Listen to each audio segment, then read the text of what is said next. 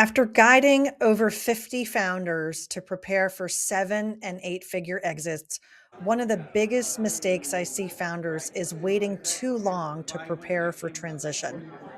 Today, I'm going to show you exactly what I would do if I wanted to sell a business for maximum value in the next 5 years. The first step is to stop being the hero.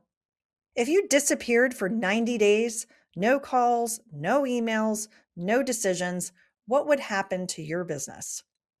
If the honest answer is it would fall apart, then you actually don't own a business, you own a job, an expensive, demanding job. And jobs don't sell for what businesses sell for. Take this for example. A client of mine built an incredible company over 20 years. He was the rainmaker, the decision maker. Every key relationship ran through him. He was the hero. Many founders love that feeling, and it's understandable. But when the buyer asked the question, what happens if this owner leaves on day one? What will happen to the value of the business? He perceived some risk. That's when reality hit. The founder was the bottleneck. The deal almost fell apart. He ended up in a 3-year earnout, chained to the business he'd already said goodbye to in his head and in his heart.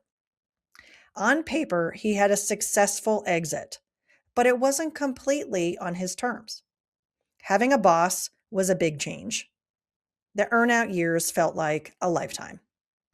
If I wanted to sell my business in 5 years, I would start intentionally removing myself from every critical business function one by one. Here's some ways that you can start doing that. Document every process that you either execute yourself or that you oversee all decisions related to it. Identify who on your team you might need to hire who can take over each part of that process. Transfer client relationships to team members. Become the bridge to other people, not the ongoing contact. Don't have sales meetings alone. The goal is this: by the time you're ready to sell and bring the company to market, your business should be able to demonstrate over 12 months of strong performance without you at the center of it all. Buyers pay a premium for businesses that can thrive without the founder. That premium can be the difference between a life-changing exit and a disappointing one, so start building a business that runs without you. If you're not sure how dependent your business is on you today, that's exactly why I created the Founder Freedom Assessment. It'll help you measure where you are. Grab the link in the description, just 10 questions, get instant answers to what might be holding you back. The second thing I would do if I wanted to sell a business for maximum value in the next 5 years is to understand the value of your business today and set some goals around it. You'd need to know your value drivers. Chances are that today your business is not worth what you think it is. And if you don't start working on improving the value, it won't have the future value you expect either. What would a buyer pay for your company today in the current market? What do you want it to be worth in 5 years when you sell? If you're not focused on the value drivers in your business, you may be surprised when the offers are lower than you expect or the offers don't come in at all. I talked to an owner last year who had built a solid, profitable company. She'd been mentally pricing it in her head for years, wishing she'd walk away with a number that would fully fund her retirement. We all know that hope is not a strategy. Now, when we ran the actual valuation, the number came in about 40% lower than she expected. Now, why was that?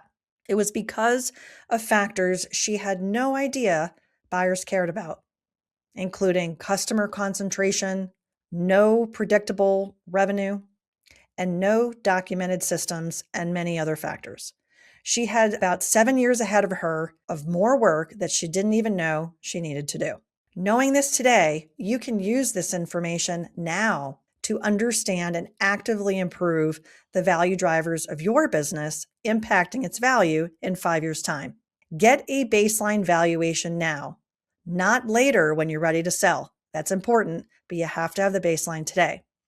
Understand what the common value drivers are, like recurring revenue, no concentration risk, and no other risk tripwires that are significant. Understand what profit multiple you need and what operational changes you can make to get the multiple you desire. Use tools to benchmark and track progress on the owner scorecard, which is the enterprise value of your business, on an annual basis. Remember that the best exits are the ones that have more predictable revenue, and you are engineering your exit well before it goes to market. The third step to sell a business for maximum value is to build recurring, predictable revenue streams. Buyers are obsessed with it. Ask yourself, how predictable is your future revenue? Think about these two companies. I sat across the table from both doing valuations. Both were in a similar industry, doing the same amount of revenue, about $2 million a year, and 10% net profit. The first company was 100% project-based revenue. Every year, they started at zero and had to hunt for clients all over again. The second business had about 1.4 million of that 2 million locked in, retainers, renewals, even before the year started. So which one do you think commanded a higher multiple? The second business, of course. That locked in revenue was essentially a guaranteed paycheck for day one for that new buyer. With 5 years ahead of you, you have time to fundamentally restructure how you deliver value to clients and make your revenue more predictable. How do you do that? Take an audit of your current revenue model. Understand what percentage is recurring and predictable, contracted, versus one-time or project revenue. If it's reoccurring, that's not recurring. It's different. Identify services or deliverables that you might be able to convert into subscription or retainer models. Get that predictability. Build multi-year contracts with key clients. Even modest ones signal stability to a buyer. And track monthly recurring revenue, MRR, as a key performance indicator and make it a growth goal every quarter. What gets measured gets improved. Even shifting from no recurring revenue to 10 or 20% over time can improve your valuation multiple. And when it comes to valuation multiples, it's not just incremental, it can be transformational. Now, the fourth step is to build your leadership team. Think about this. If you're removed from the day-to-day operations of the business, who would run the company? And would they be good enough to make a buyer feel confident about acquiring your business?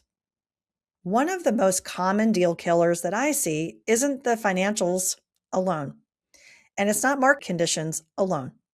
It's that the business has a strong owner, but a weak team underneath.